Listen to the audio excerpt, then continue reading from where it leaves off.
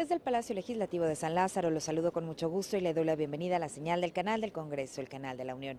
Le comento que en este momento estará por llevarse a cabo el desarrollo de la primer mesa de trabajo en el marco de este foro Diálogos 19S, Reconstruyamos nuestra ciudad, con el tema Facultades de las autoridades en protección civil, procesos de atención a damnificados. Nosotros le invitamos a que nos acompañe. Daremos inicio a la primera mesa de este foro que lleva como título Facultades de las autoridades en protección civil y procesos de atención a damnificados. Le concedo el uso de la palabra a Mónica Tapia, quien será la moderadora de nuestra primera mesa de trabajo.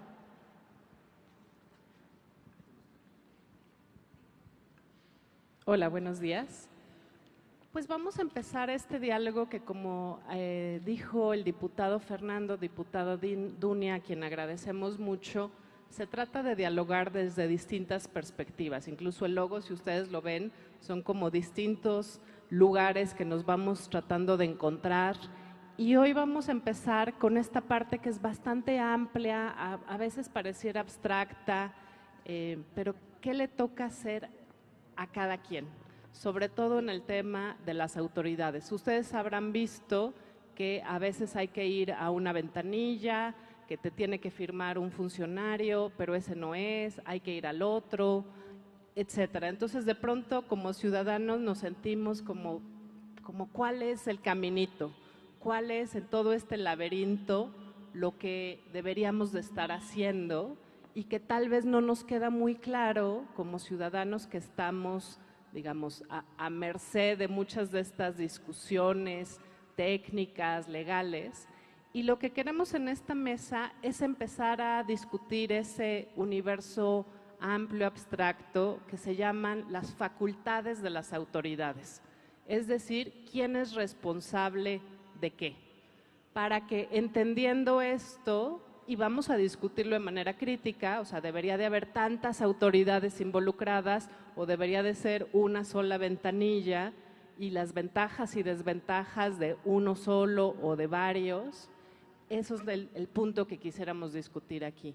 Tenemos a varios expertos y que incluso para que esto empiece a ser un debate y no sea una ponencia tras ponencia, les vamos a pedir 3 rondas. La primera es de presentarse y se los vamos a hacer una presentación así un poco, no le quiero decir mañosa, pero sí un poco que nos vayan diciendo y que nos vayan soltando un poco por dónde van sus perspectivas. La segunda parte les mandamos una serie de preguntas sobre, digamos, si no hubiéramos tenido temblor, si no hubiera pasado todo esto y todo siguiera siendo muy abstracto, en el mundo ideal, ¿cómo debería de rehacerse esto? Pensando en que también el temblor es una forma y una lección a aprender y deberíamos de aprenderlo en el sentido de ¿qué pasa si vuelve a temblar?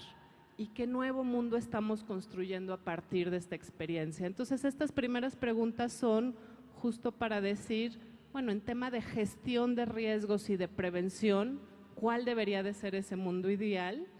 Y después, en temas de la reconstrucción, ¿cuál debería de ser este mundo ideal? Pero que ya estamos adentrándonos en, pues este es el mundo real también. Entonces, ¿cómo estamos en ese orden de qué le toca hacer a cada quien? Van a ver, es un grupo bastante plural.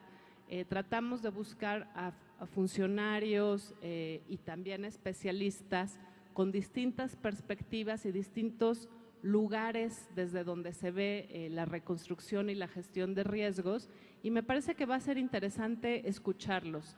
Creo que como ciudadanos también a veces es necesario tratar de entender qué trae el funcionario detrás, por qué hace un oficio, por qué firma, por qué le toca a él y no le toca, por qué de pronto nos dice, no, eso no me toca a mí, le toca a alguien más. Entonces, escuchemos también en ese sentido, porque vamos a escucharnos la semana que entra con los ciudadanos que estamos viviendo esto, y creo que lo que decimos en el grupo convocante de diálogos es que si nos oímos desde a veces la parte está abstracta, grande, de gobierno y la parte también ciudadana, podemos encontrar este mundo medio, que es como el mundo de los hobbits, ese mundo feliz donde un día de estos vamos a vivir, pero que hay que llegar allá, ¿no? Entonces, pasar todos estos viajes y estos a veces viacrucis, cómo llegamos a ese mundo, nosotros como ciudadanos, habiendo aprendido de estos procesos, y también los funcionarios siendo más sensibles, buscando dar explicaciones, justificaciones, y también, ¿por qué no?, cambiar la ley, los procesos, mejorar esto hacia lo que viene. Entonces, vamos a empezar con esta primera ronda.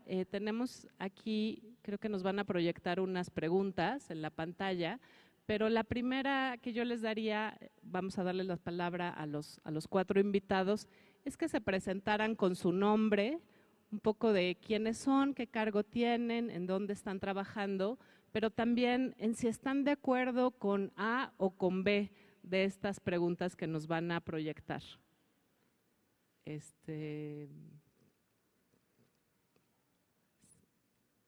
Son medio sorpresa, ¿verdad? Las preguntas. ¿Las quieres leer tú?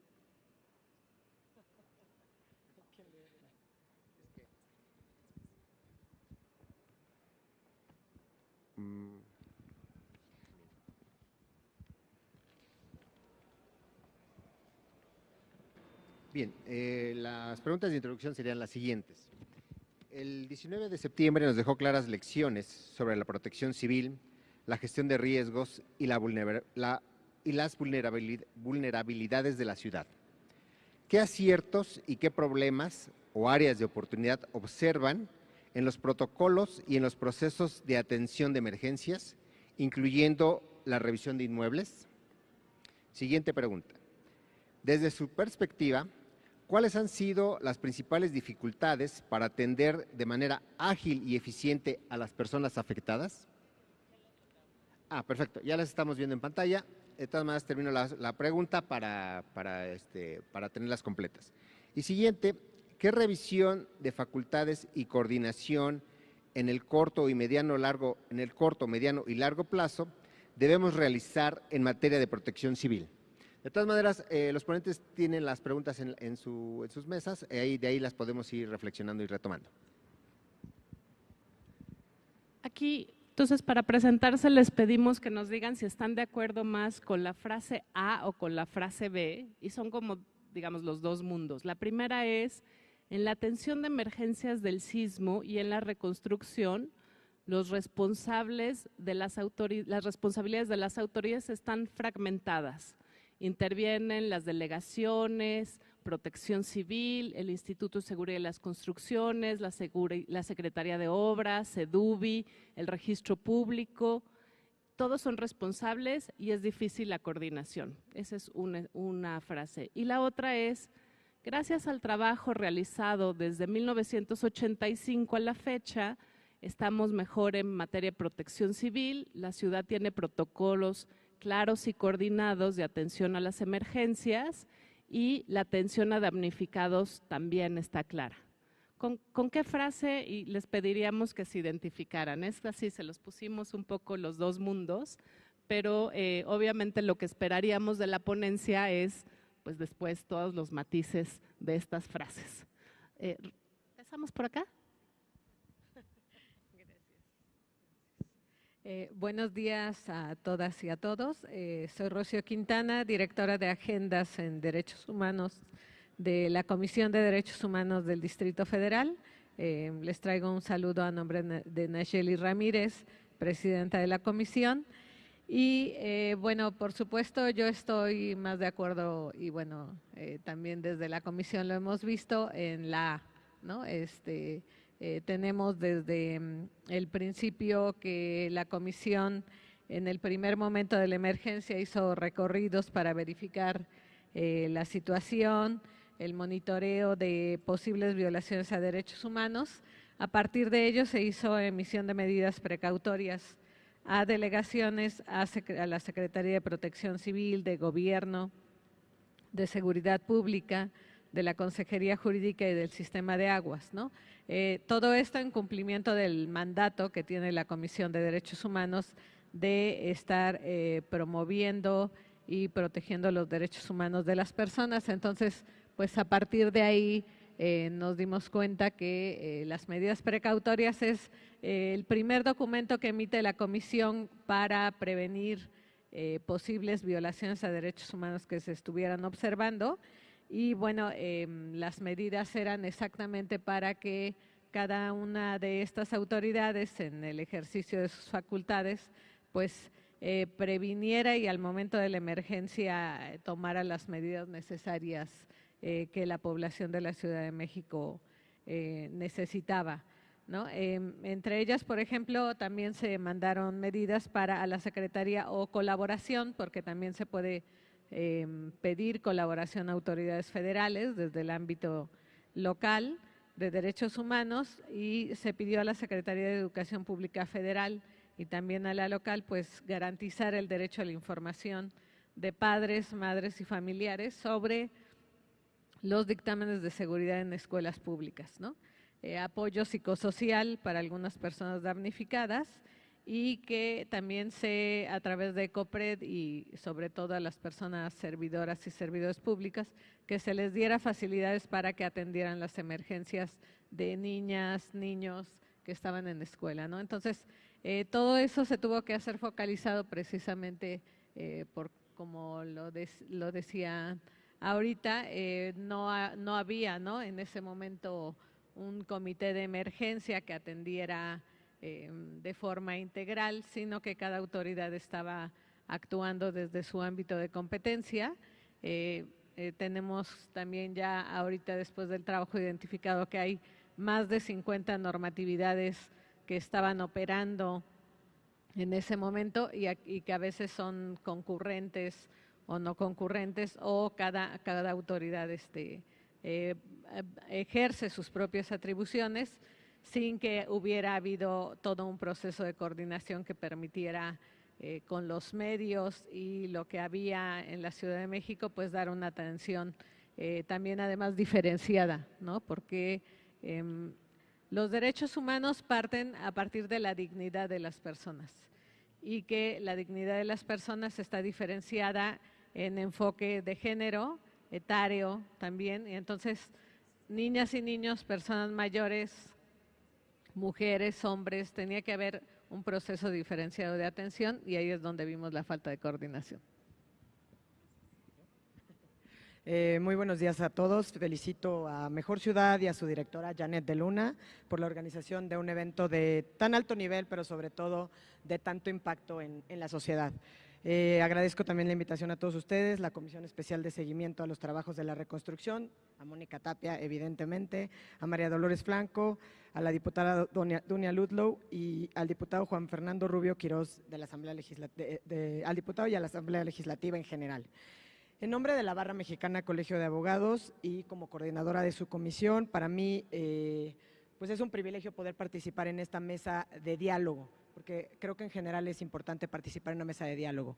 Omití presentarme, mi nombre es Claudia Aguilar Barroso, soy abogada postulante en materia constitucional y de derechos humanos, y como les decía hace unos instantes, coordino la Comisión de la Ciudad de México de la Barra Mexicana Colegio de Abogados. Dar respuesta tajante a con qué frase estoy más de acuerdo me cuesta un poco de trabajo, te voy a ser sincera, mi querida Mónica, porque yo creo que ambas tienen mucho grado de verdad. De hecho, yo pensaba justo decir, porque yo creo que sería un desacierto pensar que como estamos, no tiene un impacto derivado de los acontecimientos del 85, ¿no?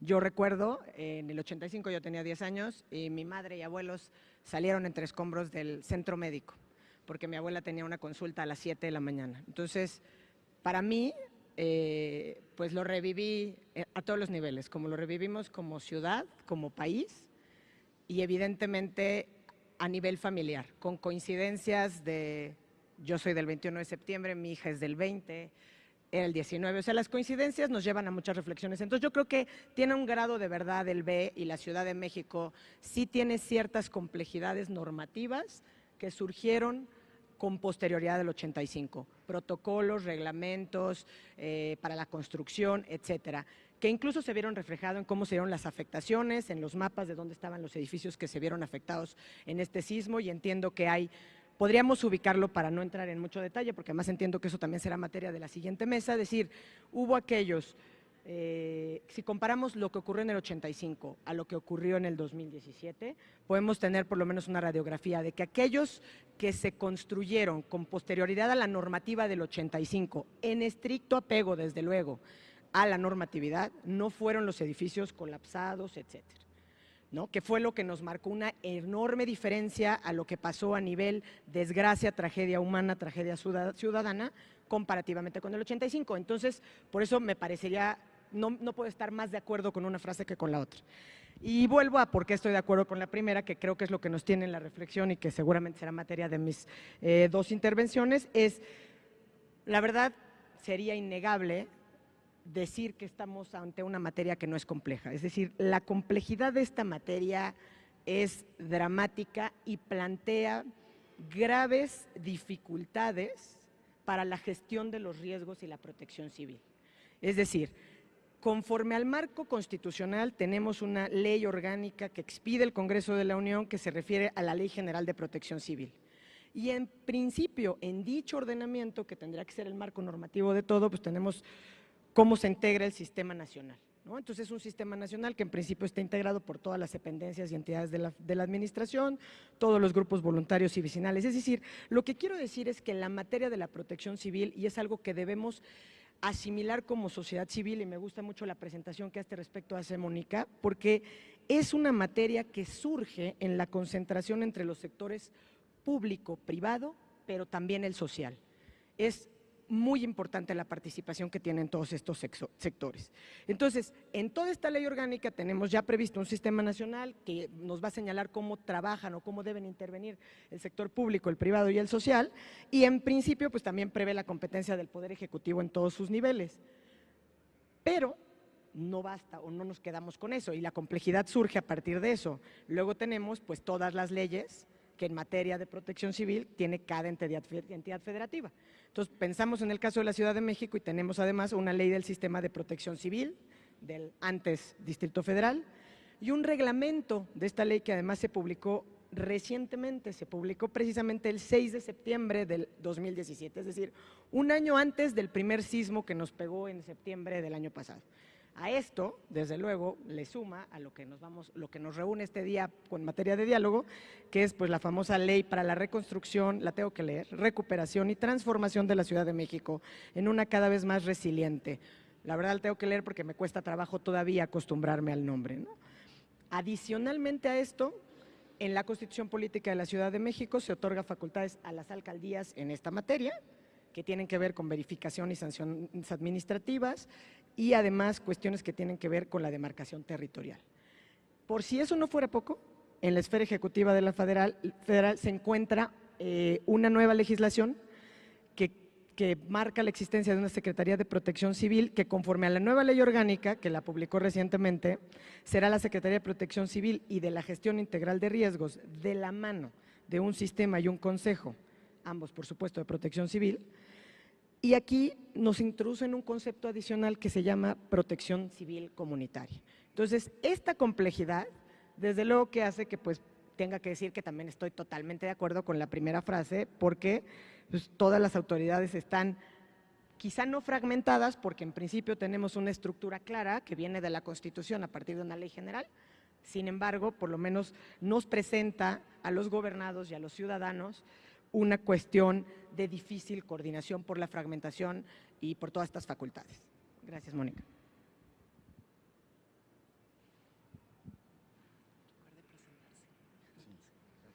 Sí, bueno, buenos días. Antes que nada, muchísimas gracias a las diputadas y diputados que pensaron en invitarnos. Es una oportunidad para aclarar y sobre todo reconocer algunos aciertos como sí se han tenido en esta actuación del gobierno de la Ciudad de México y también las problemáticas que se han suscitado.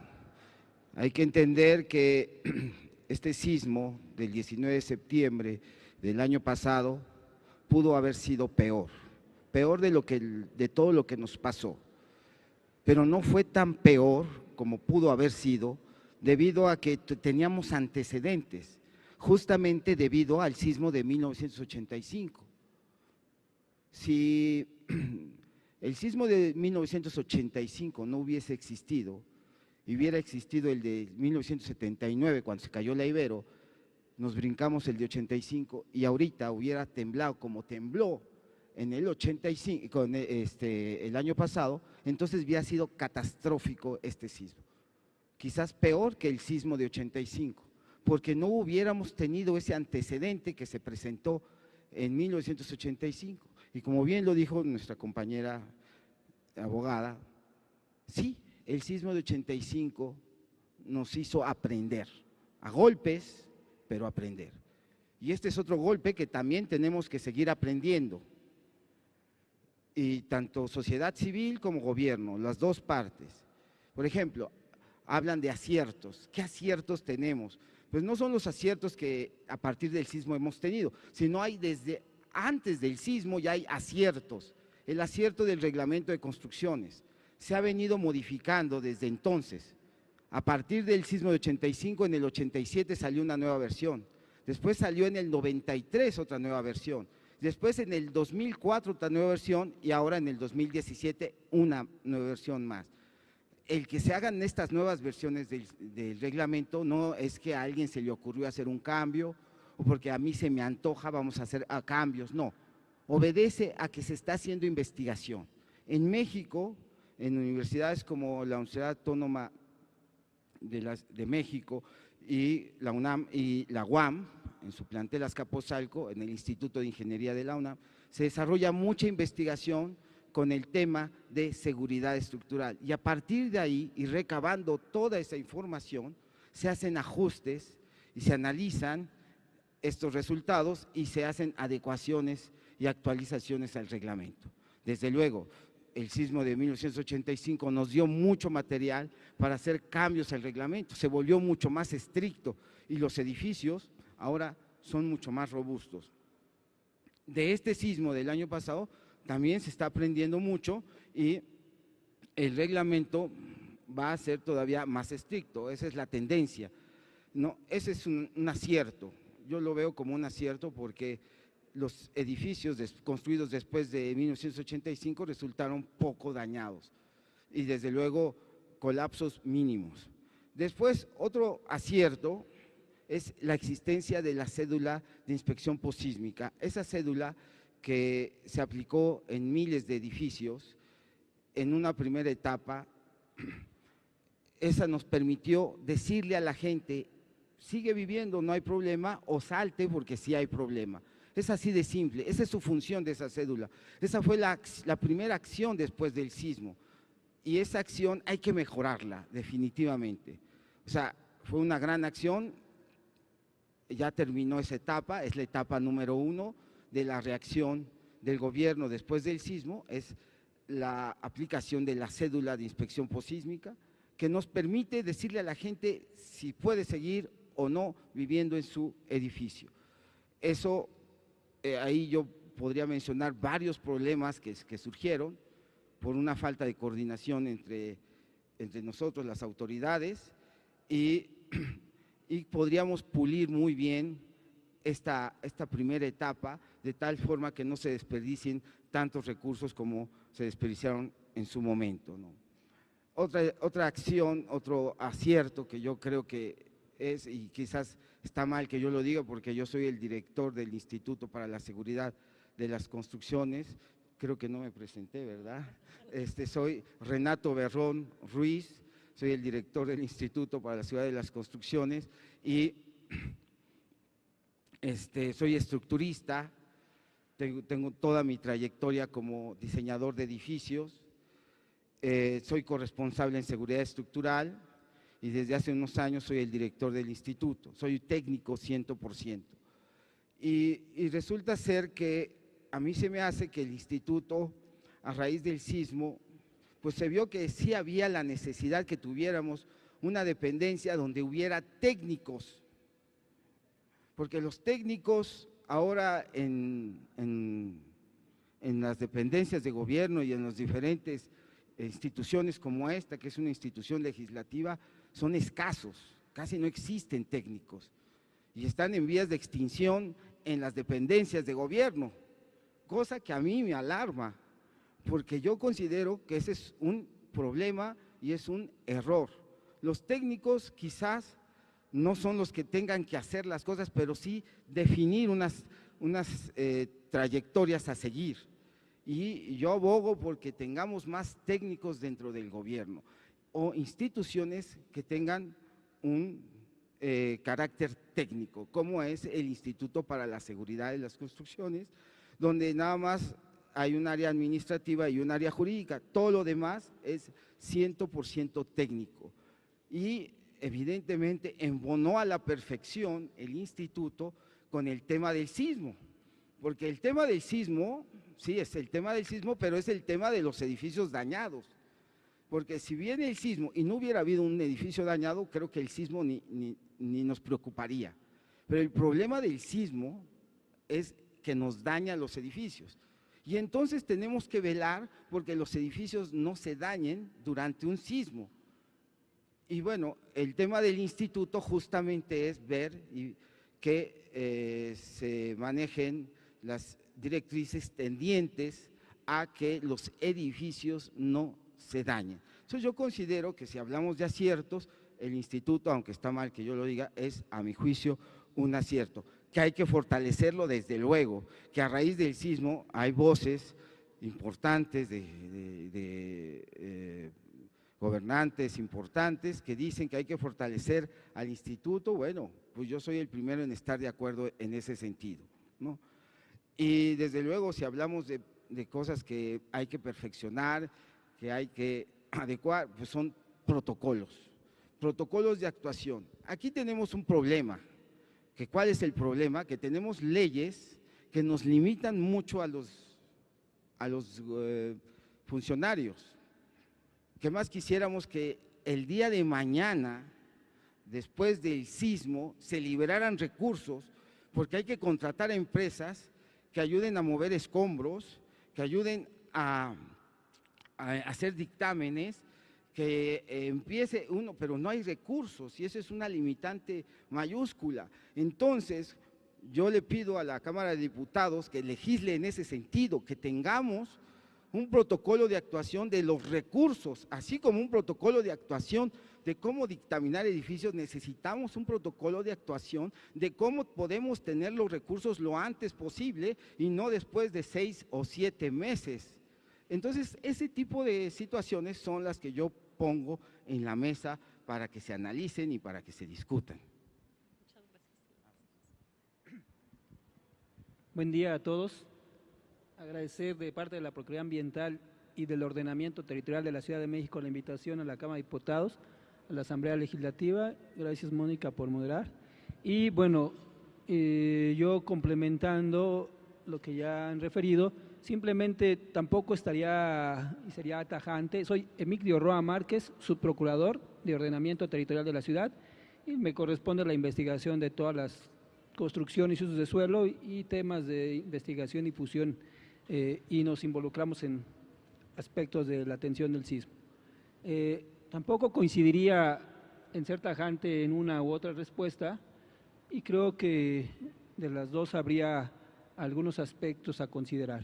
En la primera, pues no son las instancias del gobierno de la Ciudad de México las únicas responsables de la atención de una tragedia como la del sismo, son las instancias federales y locales, y que ahora con la nueva Constitución de la Ciudad de México y con la nueva integración que vamos a tener de las alcaldías a estos entes, pues se va a conformar otro tipo de instancias con otra distribución de competencias, que en algunos casos similar a como venían delegaciones, pero en otros es distinta. Entonces vamos a tener alcaldías más autónomas y vamos a seguir con el gobierno central de la Ciudad de México, pero además seguirá el gobierno federal teniendo atribuciones en el tema de protección civil y atención de este tipo de emergencias.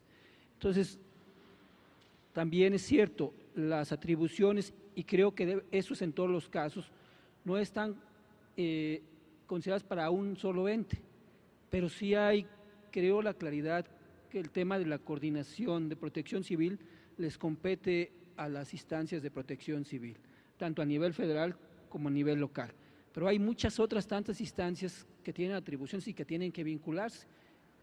Y creo que lo que tiene que haber es claridad en cuanto a la coordinación. Y creo que esa existe, sin embargo, en los hechos a veces se complica. ¿Por qué? Porque habría que dotar de la capacidad institucional y de las herramientas suficientes para que estas instancias pudieran tener la coordinación. En el caso en concreto, pues la Secretaría de Protección Civil de la Ciudad de México tendría que tener mucho más instrumentos. El C5 pues lo maneja la Secretaría de Seguridad Pública y es un espacio indispensable para poder coordinar acciones de este tipo. Tampoco tiene, como decía el doctor Berrón, la capacidad técnica como la tiene el instituto, que también es insuficiente para atender este tipo de emergencias. Entonces, creo que más que tener una orientación, aquí hay que tener especificada la competencia para este tipo de atención, siempre será de diversas áreas, pero creo que hay que focalizar a quién le corresponde la coordinación y reforzar las instancias de coordinación con mucho más capacidad institucional para responder a esta coordinación. Y cada ente, llámese ejército, policía, Instituto de Seguridad de las Construcciones, la Procuraduría Ambiental, las delegaciones políticas, todos los entes que de una u otra forma van a intervenir, tener claro cuál va a ser su incidencia en la atención de la problemática y que se tendrán que ajustar a la coordinación del ente rector en la materia. Por el otro lado, pues por supuesto que hay muchísimos avances a partir del sismo del 85, avances en instrumentos normativos, avances en instituciones y también en conocimiento y en capacidad de previsión y respuesta. Hay instituciones, Sistema Nacional de Protección Civil, sistemas locales, hay áreas encargadas del tema y también hay programas de protección civil y hay una mayor orientación y educación ciudadana. Por supuesto que tenemos que reforzarla y se tiene que reforzar y yo creo por eso que más bien la respuesta para mí es de los dos tenemos un poquito, ¿no? Bueno, pues muchas gracias a los cuatro, a las cuatro. Lo que escuchamos creo que tienen razón y que a veces estamos pidiendo y sin reconocer los logros que hemos hecho y los aprendizajes. Entonces, alguien el otro día decía, imagínense cuando la alarma sísmica se puso hasta nos burlábamos, ¿no? Y ahorita, bueno, o sea, sin alarma sísmica lo que sería esta ciudad. Entonces, ese es el tipo de avances que sí tenemos que reconsiderar. Nos dice también aquí, perdón, les voy a hablar de tú y para que también ustedes les hablan de tú. Pero nos dice Renato y que tiene mucha razón, ha habido avances en los reglamentos de construcción y se han vuelto más estrictos a partir de investigación y de conocimiento en las universidades. Este conocimiento se ha trasladado a estas normatividades y esto ha hecho que los edificios pues estén más sólidos y no se caigan tanto, ¿no? Eso podríamos también considerar como un avance.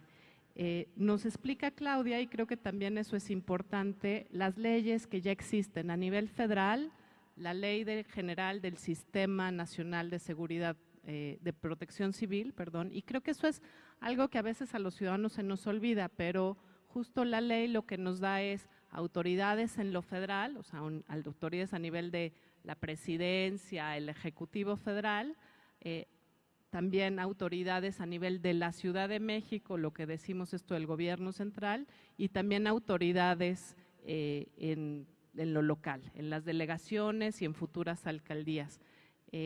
¿Cómo lo vivimos a veces? Pues esto de que venía la delegación y te decía, ya tu edificio está en la lista de protección civil de la delegación, pero no está todavía en la de la ciudad.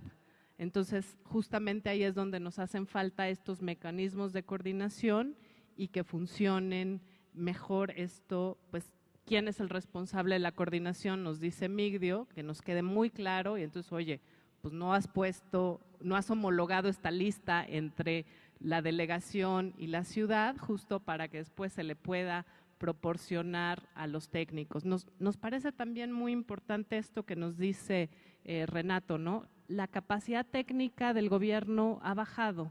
Hay pocos técnicos en las áreas gubernamentales y necesitaría haber más. Yo creo que en Protección Civil, justamente a nivel delegacional, hemos bajado el perfil y de pronto pues nos ponen a unos cuates ahí que uno no sabe nada y ya hablas con ellos y dices, híjole, yo ya sé más que ellos y eso me preocupa porque estas personas son la autoridad. Entonces, ¿cómo empezar a pensar en que esas capacidades técnicas necesitan regresar ahí? O sea, necesitamos personas, pues no sé si certificadas, con preparación en esas áreas y no pues los cuates o el puesto ahí que quién sabe quién llegó a poner porque no pensábamos que no era importante, ¿no? Entonces, y algo que también nos dice Renato que hay que discutir es esto de el técnico a veces le toca ser medio político y yo creo que no sé cuánto he aprendido de eso en estos meses, pero a nosotros ha sido claro que este conocimiento de estructuras, de construcciones, de temblores, de aceleración, pues lo necesitamos y como también ellos pues un poco salen de esto de ser técnicos a dar conferencias, a explicarnos en un lenguaje ciudadano qué quiere decir esto, la responsabilidad también que ellos asumen y creo que algo que nos dicen todos es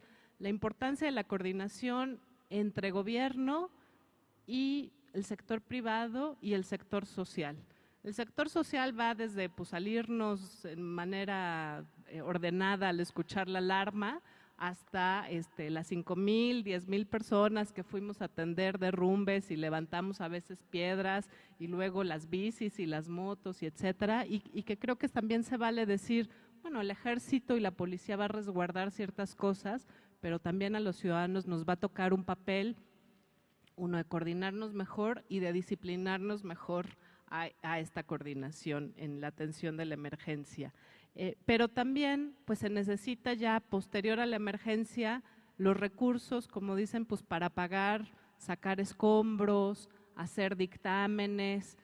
Conocimos muchísimos ingenieros, DROs y todas estas palabras que no conocíamos que decían, híjole, pues yo tengo que chambear, no me puedo dedicar todos los días y de manera voluntaria a revisar miles y miles de edificios y entonces cómo se liberan estos recursos para poderles pagar y también pues la coordinación ciudadana de cuántos recursos tenemos nosotros que erogar de nuestra bolsa y cuántos son recursos públicos y todo este tema incluso de mezclar recursos, ¿no? Y creo que estamos en ese momento y lo discutiremos un poquito más adelante. Rocío nos dice también pues, que a ustedes les ha tocado esto de ver cómo le toca a cada autoridad y esto que le llaman medidas precautorias o medidas cautelares, decir, a ver, autoridad, haz tu chamba, ¿no? No te quedes ahí desde agua, que lo discutiremos más adelante, o las delegaciones, pero yo no sé si hubiera también exhortos a coordínate mejor, no solo haz tu chamba como tu responsabilidad, sino coordínate mejor justo para que los ciudadanos no tengamos que ir de ventanilla en ventanilla. Y finalmente, y algo que me gustaría también destacar de esto es, además de lo técnico, del sector privado, del sector social, ¿cómo aprendemos a coordinarnos? Porque yo le decía a uno de estos ingenieros súper importantes, del que hemos aprendido muchísimo, pues le decía, cuando tiembla no hay jerarquías. Entonces, ¿cómo aprendemos también a decir, pues a todos nos tocó el temblor, todos queremos ayudar, y cómo aprendemos a colaborar mejor? Y creo que eso nos toca a todos los sectores, aprenderlo, ¿no? A veces las jerarquías nos ayudan para organizarnos, pero a veces pues también son las habilidades de coordinarnos, de escucharnos, de tomar acuerdos de manera precisa. Algunos protocolos que nos hacen falta, que ya nos decían pulir, como esto de la cédula de revisión posísmica, esto que ya muchos sabemos del verde, el rojo, el amarillo, que creo que pues, lo sabían solo en el instituto y en un par de lugares, semaforización, ya creo que como la alarma sísmica es algo que nosotros vamos aprendiendo y cómo pulir mejor este protocolo.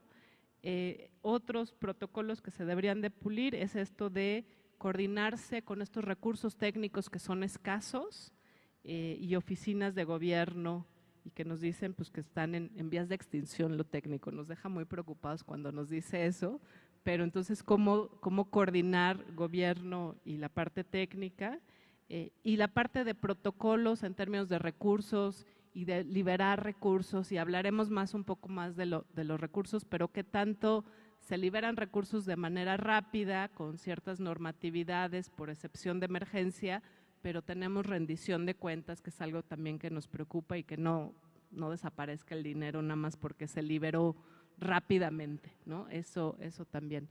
Hacemos una segunda ronda, creo que vamos a cortar la tercera, entonces les pediría tal vez en esta segunda hablar un poco del proceso de reconstrucción y cómo estamos aquí, que nos dicen también que tenemos ahora el comité, además de todas estas autoridades, digo, y esta pregunta traía un montón de autoridades, pero además vemos que está el comité de emergencias, la comisión de reconstrucción.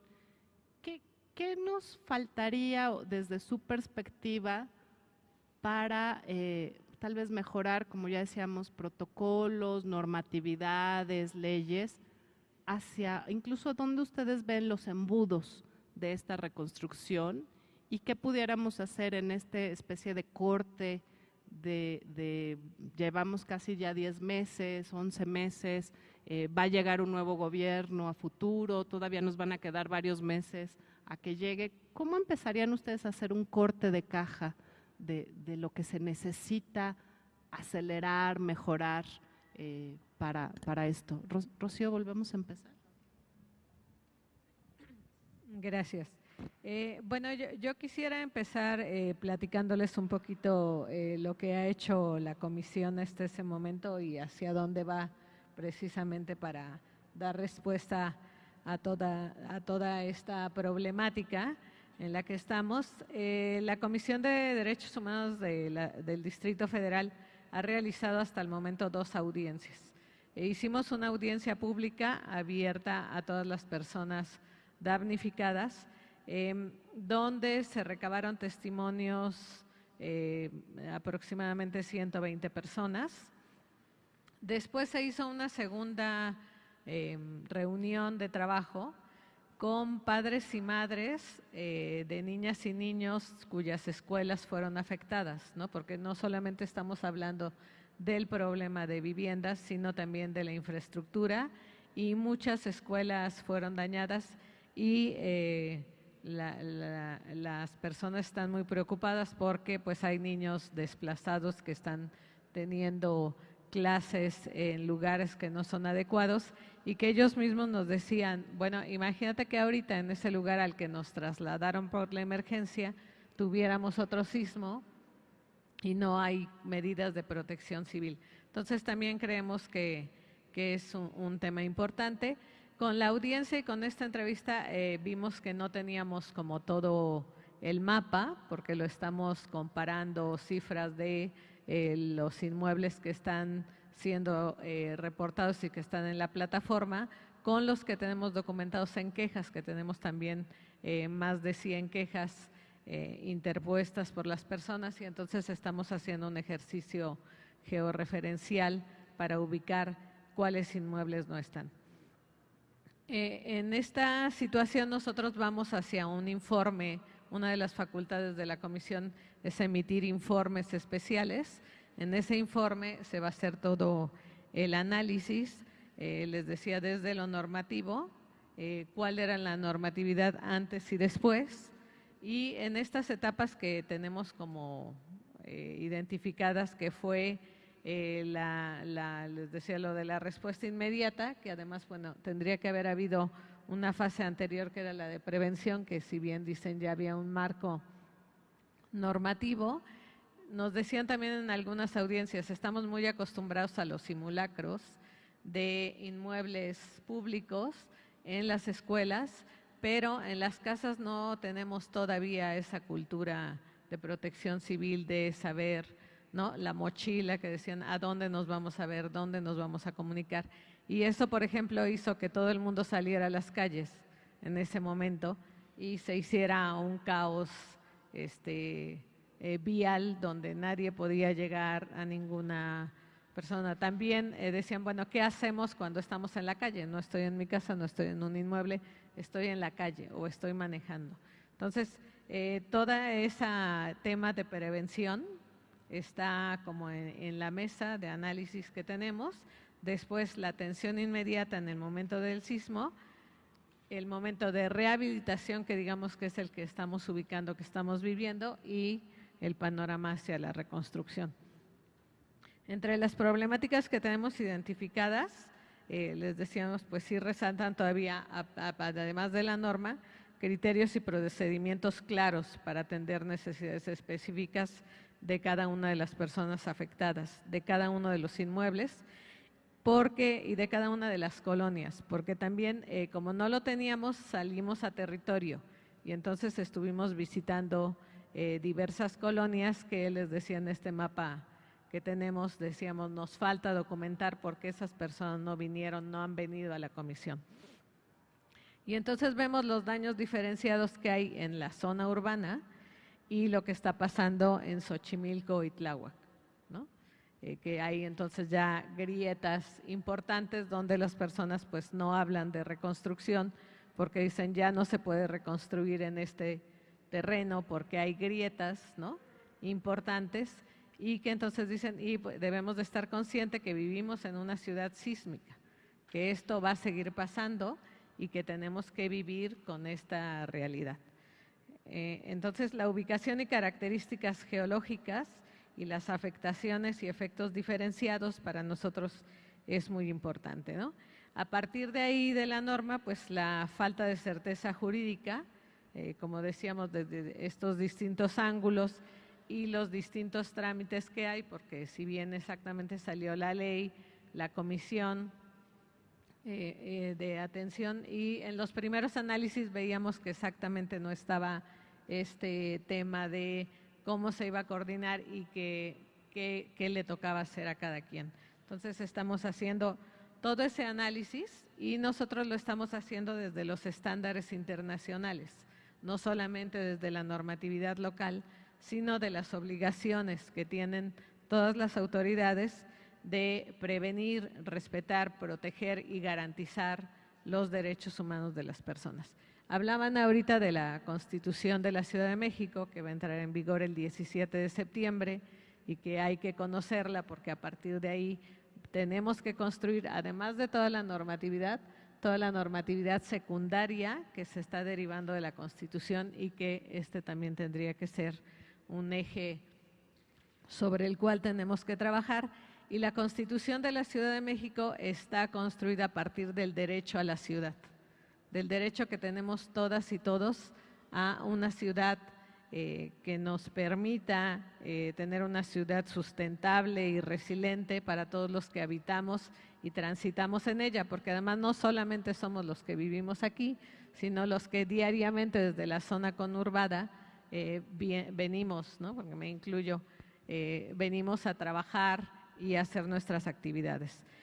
Tenemos identificados derechos ya sobre las quejas y lo que estamos haciendo: el derecho a la vivienda, a los servicios públicos, a la debida diligencia, que es esto que decíamos, la respuesta que tendrían que tener las autoridades, a la seguridad jurídica, entre otros el derecho al agua, que lo señalaba Mónica y que pues es todo un tema, el acceso a la información, que entonces ahí están estos temas de transparencia y rendición de cuentas, que qué estaba pasando y cómo se han movido los recursos. Y en este tema que mencionaba Mónica también, de todo este tejido social que surgió ese día, ¿no?, y donde también las y los jóvenes fueron los que empujaron ese día, pues hay un tema del derecho a la participación activa, a la consulta previa e informada, y por eso la importancia de estos foros y de que estén los espacios abiertos, que la Comisión de Derechos Humanos, por supuesto, sigue recibiendo, estamos atendiendo a todas las personas que sigan llegando con alguna queja relativa a cualquier tema de la emergencia. Porque les decía hace rato, este tema de vulnerabilidad y enfoque diferencial para nosotros es muy importante, porque no estamos hablando, y la comisión en particular está muy interesada, aparte de hablar de inmuebles, porque cuando hablamos de reconstrucción pareciera que solo estamos hablando de la infraestructura física, y a nosotros nos interesa sobre todo la dimensión de personas afectadas y la dignidad de vida, la calidad de vida que deben de tener todas las personas, ¿no? Entonces, la comisión está ya para, en los últimos, armado análisis de toda esta información que hemos venido recopilando, y en el próximo mes, la fecha que tenemos prevista es ya a finales de julio salir con el informe especial, donde vendrán todas las recomendaciones, sugerencias en materia de política pública y de legislación, que es la facultad que tiene la comisión.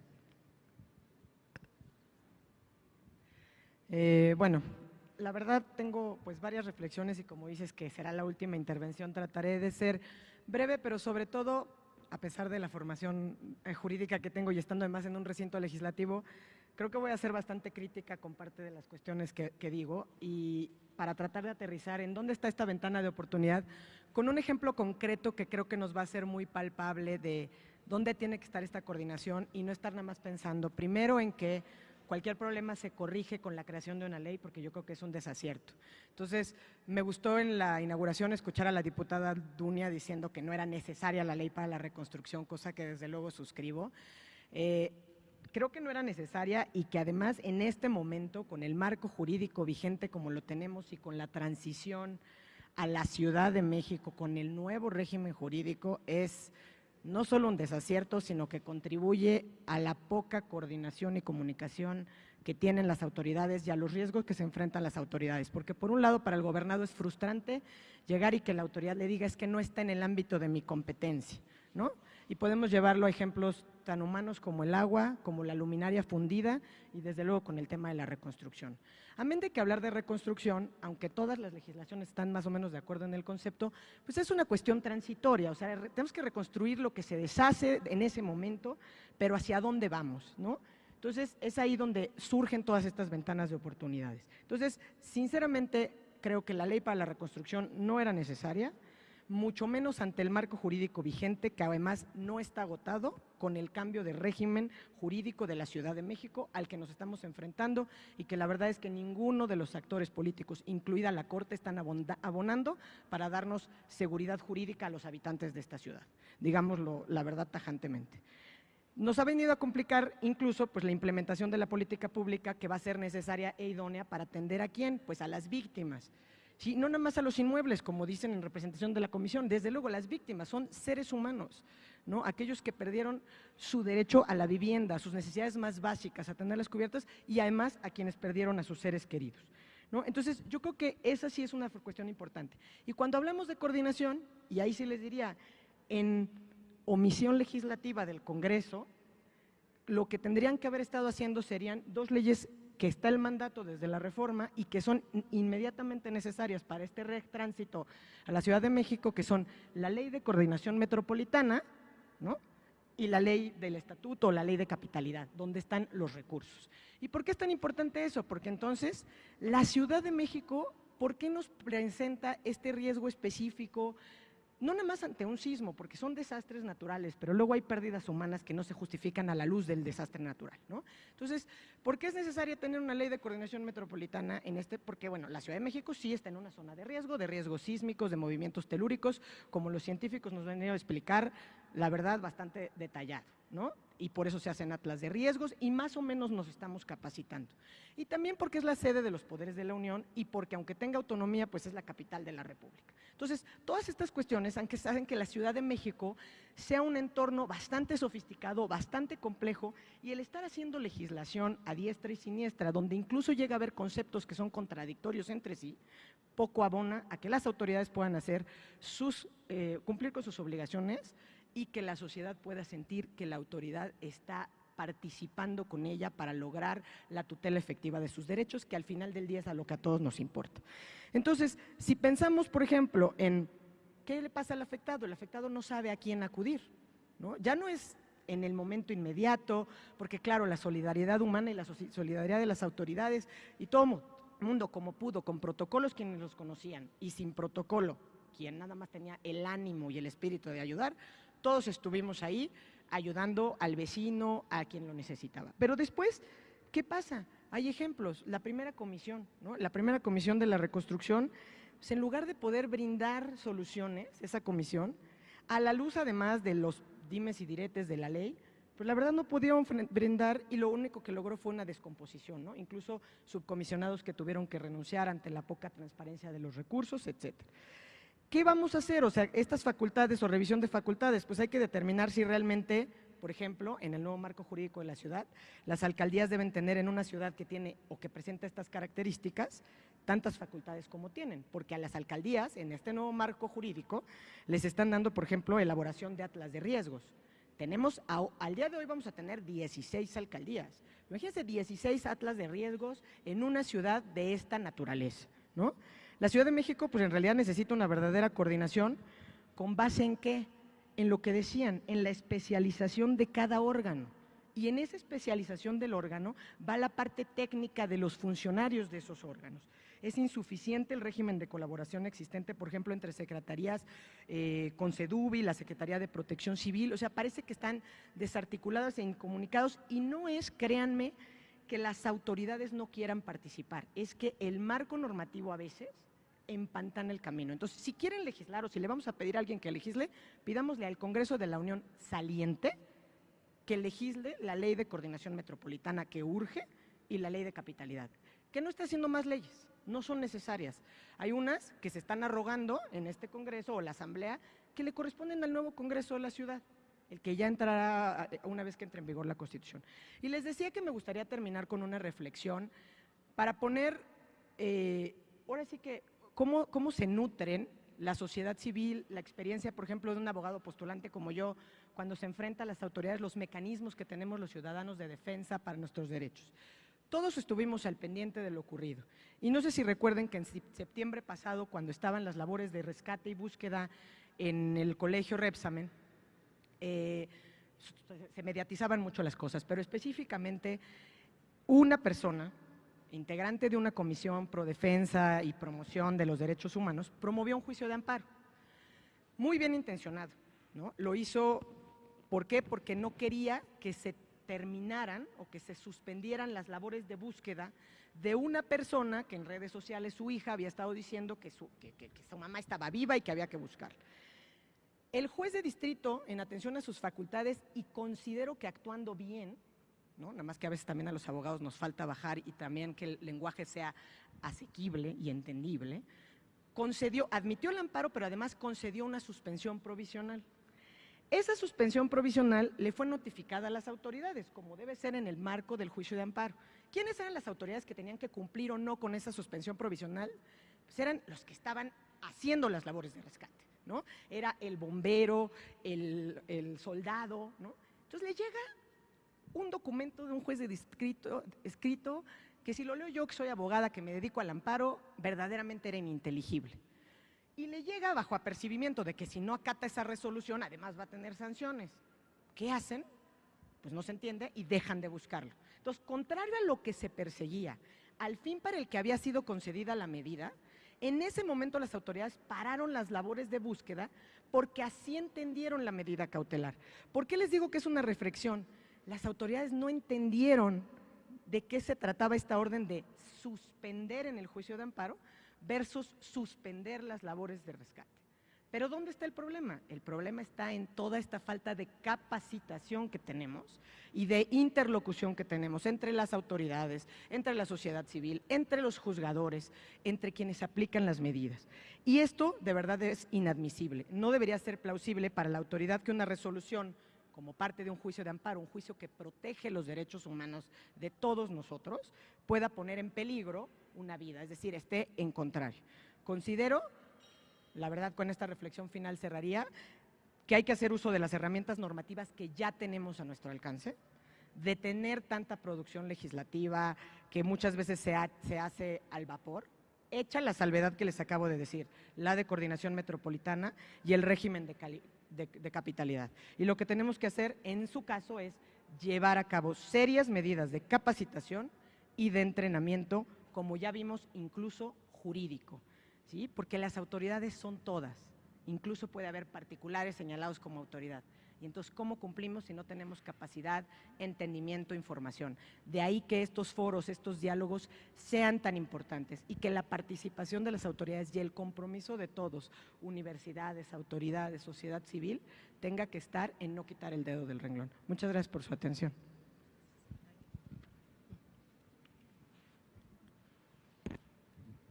Bueno, con respecto a la reconstrucción, está la ley de reconstrucción que sí, estamos de acuerdo completamente que tiene muchas omisiones y que faltaría mejorarla y perfeccionarla, desde luego que habría que hacerlo, y la experiencia que se ha tenido con los damnificados y con toda la problemática, pues debe de enriquecer a esta ley. Uno de los temas que nosotros nos hemos enfrentado como instituto es instruir a los damnificados de qué es lo que deben de hacer con un edificio dañado, porque los damnificados, como es claro, pues ellos no tienen de una manera conocida cuál es el procedimiento que se debe de seguir para que un edificio que está dañado al final se pueda habitar. Y nosotros nos hemos dado a la tarea de instruirles que pues sí, la primera etapa fue esa cédula de inspección posísmica, pero después el edificio tiene que ser sometido a un dictamen y por un especialista. Esa sería la segunda etapa. Y después debe ese edificio, a partir de lo que nos diga el dictamen, debe de tener un proyecto de rehabilitación, si es que el dictamen dice que el edificio hay que rehabilitarlo, pero también el dictamen puede decir que el edificio hay que demolerlo, bueno, pues entonces se tendría que demoler. Y después de rehabilitarlo, bueno, hay que ejecutar la obra, después de tener ese proyecto de rehabilitación, y la última etapa es la ejecución de la obra. Si es una demolición, bueno, pues hay que demolerlo, después hay que tener un proyecto ejecutivo y después hay que ir otra vez a la obra a a construir un nuevo edificio. Esa sería la reconstrucción. Uno es rehabilitación, bueno, pues nos hemos hecho a la tarea de que pues los damnificados tienen que tener claro todos estos procedimientos y muy a detalle, ¿no? En qué consiste un proyecto estructural, ¿no? En qué consiste un dictamen, en qué consiste una cédula. Y poco a poco los damnificados han entendido y a partir de ahí, bueno, entonces, ¿quién es la dependencia que me ayuda con los dictámenes? ¿Quién es la dependencia que me ayuda con los proyectos de rehabilitación? ¿Y quién es la que me va a demoler el edificio? ¿Y quién es la que va a hacer mi proyecto ejecutivo? En el gobierno, bueno, ya tenemos nosotros claro qué nos toca a cada quien. Y esto, bueno, hay que ser honestos y reconocer que sobre la marcha, pues se han definido las cosas. No existía antes del sismo, pues un protocolo que definiera todo esto que ahorita ya está definido. Y desde luego que yo soy de la idea que hay que mejorarlo, ¿no? Esto que ya está poniéndose en acción, que ya está, por ejemplo, al instituto le tocan los dictámenes, pero también nos está tocando ahora ayudar económicamente a los damnificados para que puedan hacer su proyecto de rehabilitación. A otra dependencia le toca el tema del proyecto ejecutivo para un nuevo edificio, la reconstrucción, a CEDUI.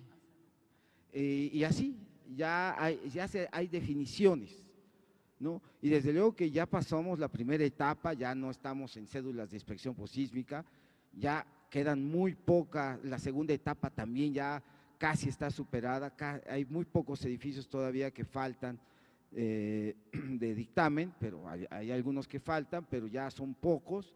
Ya estamos entrando de lleno a la tercera etapa, que es la etapa de rehabilitación, donde, bueno, se están definiendo qué nos toca a cada quien apoya en qué sentido a los damnificados, y finalmente, esta etapa, pues los recursos, también apenas nos llegaron los recursos hace un par de meses, no se tenían, tampoco eso ayudaba para que el gobierno definiera de manera rápida qué es lo que le correspondía hacer a cada quien, pero bueno, al final, por ejemplo, el instituto ya cuenta con recursos pues para ayudar a los damnificados en sus proyectos de rehabilitación, nada más que hay que llenar ciertos requisitos, ¿no?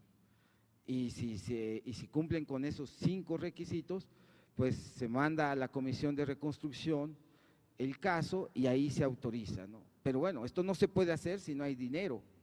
Finalmente, para ayudar a los damnificados hay que tener el recurso en las manos. Y bueno, se tardó en llegar.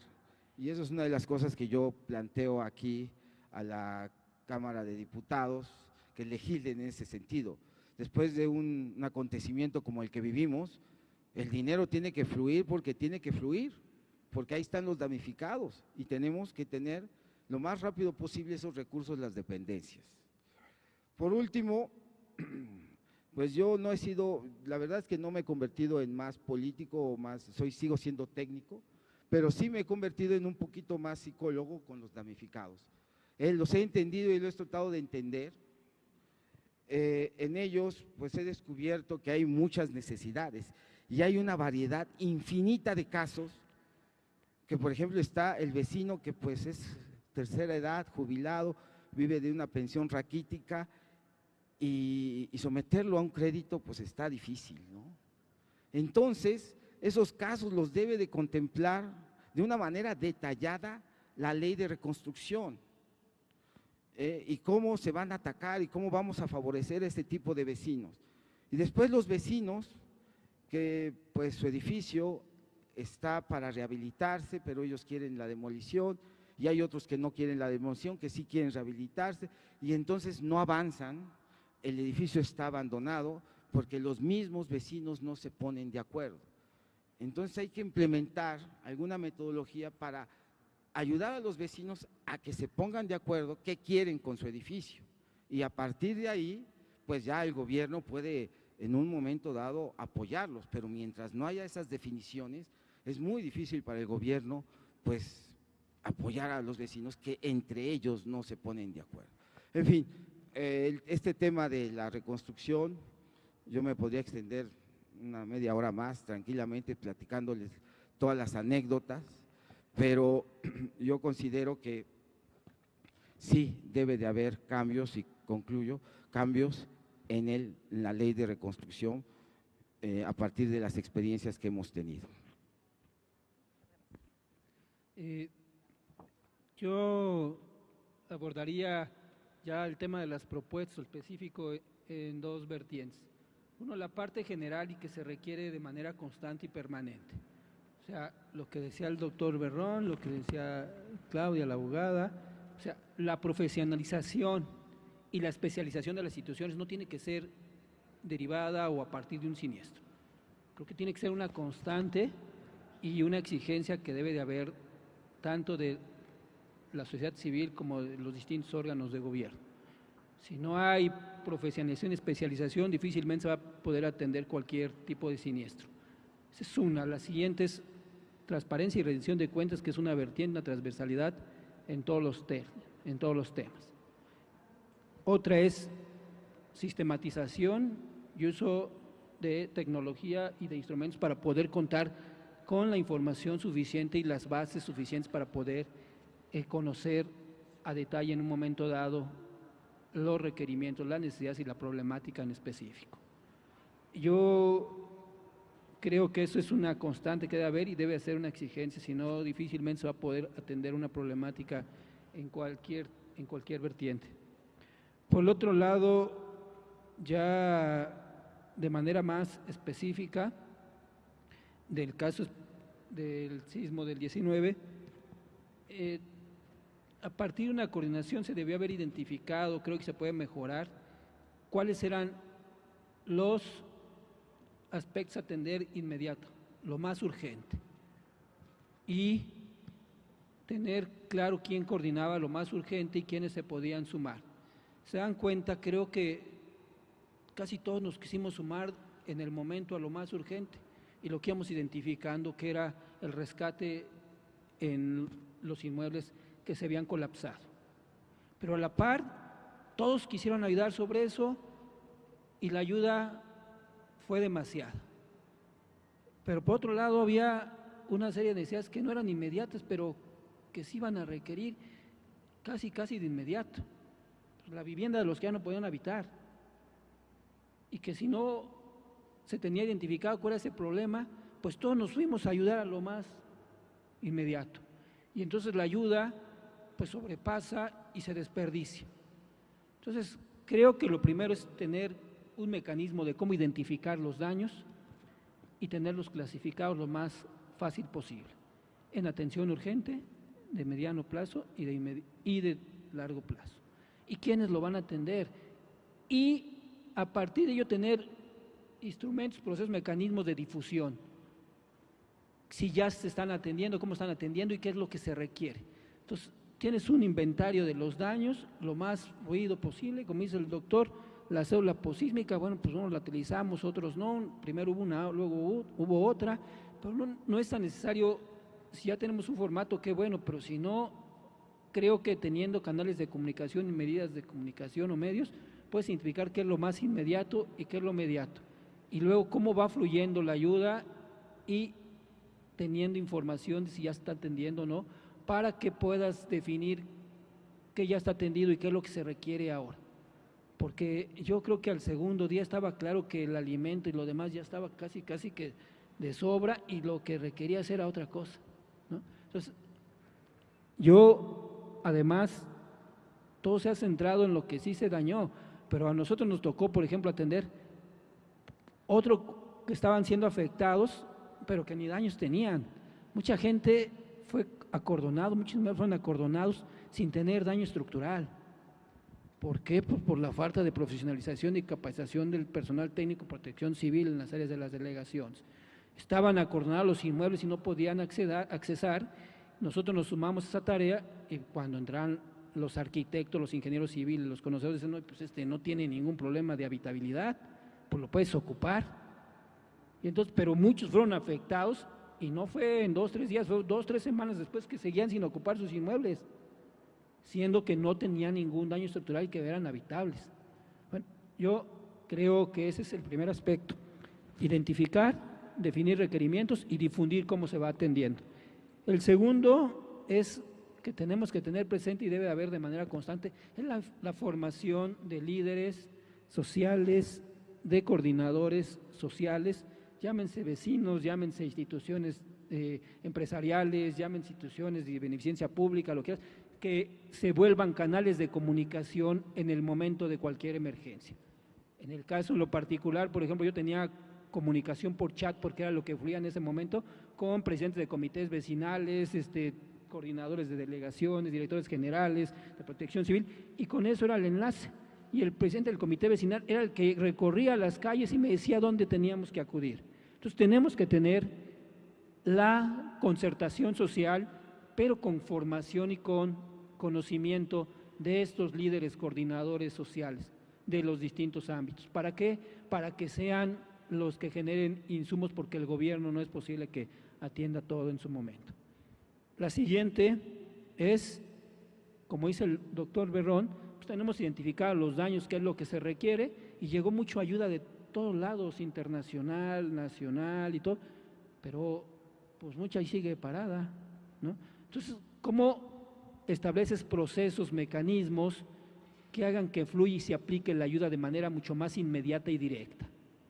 Es decir, ¿cómo generas una aplicación lo más corta e inmediata posible sin tanto proceso, sin tanto mecanismo? Entonces, creo que de mi parte es lo más indispensable que requerimos, y por supuesto tener identificados los sitios o las instituciones y canales de coordinación. Creo que es muy evidente que el C5 casi siempre va a ser el espacio de coordinación donde debe estar el que coordina de manera general todos, ¿no? Tanto a nivel federal como a nivel local. Gracias. Bueno, pues muchísimas gracias. Creo que resumiendo también y desde otra perspectiva, hemos visto que los saberes el científico para ubicar esto del atlas de riesgo, dónde sí, dónde no, es fundamental. Y esto también que nos dice Claudia, de dónde queda esa facultad, esa autoridad responsable de los atlas de riesgo, si va a quedar en la alcaldía, si va a quedar en la ciudad, las actualizaciones que se tienen que hacer, lo que nosotros le decimos el atlas de riesgo micro, que es manzana por manzana, predio por predio, y que podamos tener esa información de manera pública y como parte de nuestra saber local, ciudadano. Los ingenieros, obviamente, y este tema de ayudar a que se formen más ingenieros, que queden claro quiénes son, cuáles sí, cuáles no, cuál es la especialidad, y que todos también nos aprendamos eso de qué es el corresponsable de seguridad de las construcciones, qué hace el instituto, el verde, el amarillo y el rojo, creo que es como el no corro, no empujo, esperemos que sea a futuro y que nos quede muy claro eso como protocolo. Y creo que también ahí que quede claro cuáles fueron estos dictámenes pasados y qué proyectos de reforzamiento se hicieron, porque también no queremos repetir lo que hemos visto en algunas colonias, edificios desde el 85 sin atender, o descubrir que muchos de estos edificios tenían algún daño y que no fue adecuadamente reconstruido, rehabilitado. Y también ahí es qué hacer con muchos de estos edificios que potencialmente incluso pudieran tener daños en futuros temblores, y que sí, muy bien la norma para las nuevas construcciones, pero cómo subimos a muchos de estos edificios hacia estas normas, porque entendemos que varios de los que se cayeron fueron construidos pre esas normas. Entonces el reto que va a ser pues muchos de ellos, y que nosotros sepamos que ya fueron rehabilitados, que ya fueron reconstruidos, será fundamental.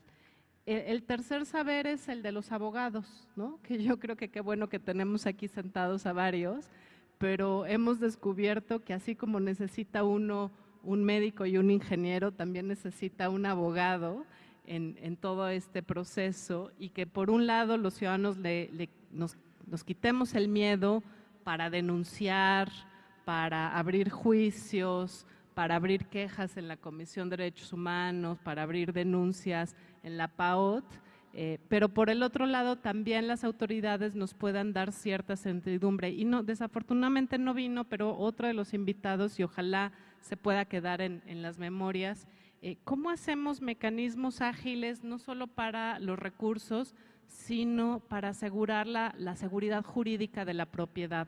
Creo que uno de los embudos actualmente está haciendo, y usted, Renato, nos sabrá muy bien decir, pues esto de tener unas escrituras y que todos los condóminos tengan sus escrituras, y que así como hay emergencias, pues no estoy seguro qué protocolo seguiría, y que ahí nos ayudaran a pensar para rápidamente tener esos papeles en orden, porque si nos vamos por el proceso normal, pues creo que la reconstrucción tiene muchos retrasos.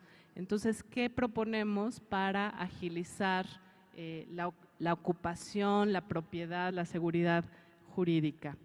Y creo que también aprendernos estos derechos, igual que el no corro, no empujo, el de debida diligencia, el de debido proceso, el de derecho a la consulta, derecho al acceso a la información, derecho a la participación activa, para que podamos ir a decirlo muy claramente a la autoridad: oiga, pues aquí la Constitución me da el derecho al debido proceso, que es que me entreguen documentos, que yo sepa claramente qué es lo que sigue, que yo tenga mi recibo firmado por la autoridad. Mi derecho a la debida diligencia es que no se tarden meses y meses en resolverme, que me atiendan, que me digan claramente cómo son las cosas. Entonces, pues será nuestra nueva cartilla de ciudadanos, y más entrando en vigor ya la nueva Constitución, cómo los exigimos y cómo también la autoridad nos responde a eso. Nos quedan, creo que también muchos temas de coordinación, de la especialización de órganos que habría que poner.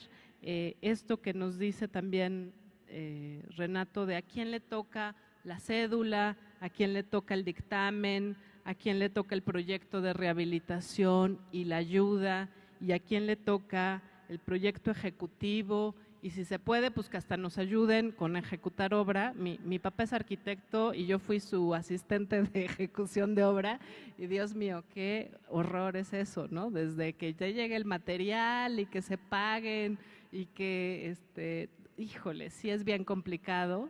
Entonces, los que hemos pasado por eso, sí la hemos sufrido, y pues ojalá que no por una tragedia de estas tengamos que sufrirlo lo mismo.